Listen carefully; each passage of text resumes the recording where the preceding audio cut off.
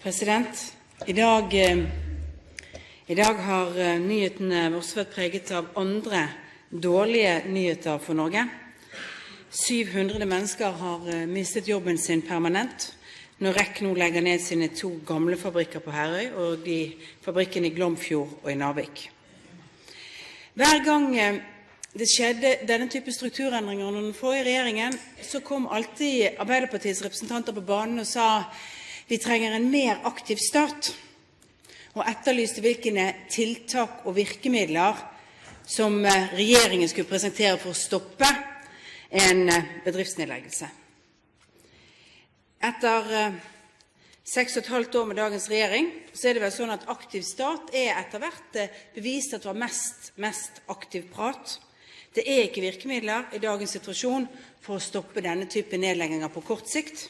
Det finnes bare ett vesentlig virkemiddel på lang sikt, og det å sørge for at konkurransekraften i norsk økonomi så sterk, og for norske bedrifter så god, at vi klarer oss. Og der det noen dystre utsikter for øyeblikket, basert på mindre internasjonal trekkraft. Siden finanskrisen har vi mistet 57 000 arbeidsplasser i privat sektor i Norge.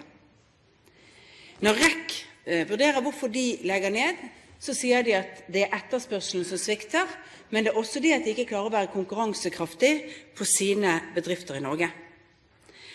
Mitt spørsmål til statsministeren da, hvilken strategi har regjeringen tenkt å legge for konkurransekraften til norsk næringsliv fremover? Når man leser nasjonalbudsjettet, så det bare ett svar, og det god økonomisk styring i makro.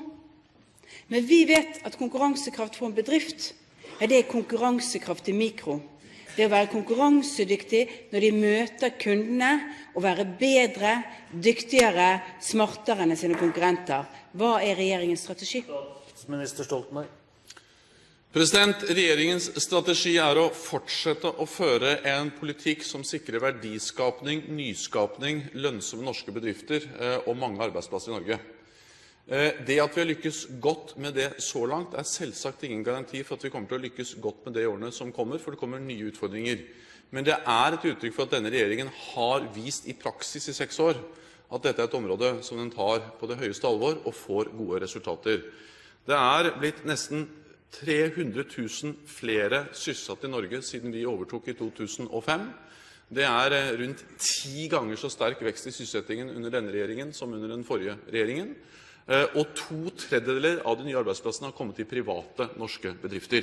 Så går det opp, og det går ned, men samlet sett det altså en formidabel utvikling i sysselsetting, og vi har lav ledighet sammenlignet med så godt som alle andre land, og vi har lavere ledighet nå i norsk økonomi med finanskrise ute i verdensøkonomien enn vi hadde under den forrige regjeringen uten finanskrise. Vi skal fortsette å holde orden i norsk økonomi. Det helt avgjørende for rente, kronekurs og konkurransekraften til norske bedrifter. Vi skal fortsette å føre en pengepolitikk som tar hensyn til stabiliteten i norsk økonomi, og vi skal fortsette å føre en inntektspolitikk med trepartssamarbeid som bidrar til å trygge konkurransekraften til norske bedrifter. I tillegg til det så har vi kraftig økt innsatsen på forskning og innovasjon. Det gir nye bedrifter i Norge. Det gir også omstilling, så vi nedlegger noe gammelt og skaper noe nytt. Og så har vi altså økt investeringen i samferdsel med rundt 100 milliarder kroner i denne planperioden, sammenlignet med hva den forrige regjeringen la opp til. Så vi gjør mye, og legger blant annet til rette for en enorm økning i antall nyetableringer, små og mellomstore bedrifter, blant annet gjennom at vi nå gjør omfattende tiltak for forenkling, blant annet avskaffing av revisjonsplikten, som et viktig forenklingstiltak for små og mellomstore bedrifter. Solberg til oppfølging. Jeg synes statsministeren skulle vært ærlig nok til å si at i de årene som har gått etter finanskrisen startet høsten 2008, så har faktisk norsk næringsliv mistet mange arbeidsplasser i privat sektor. Det viser statistikken i boken.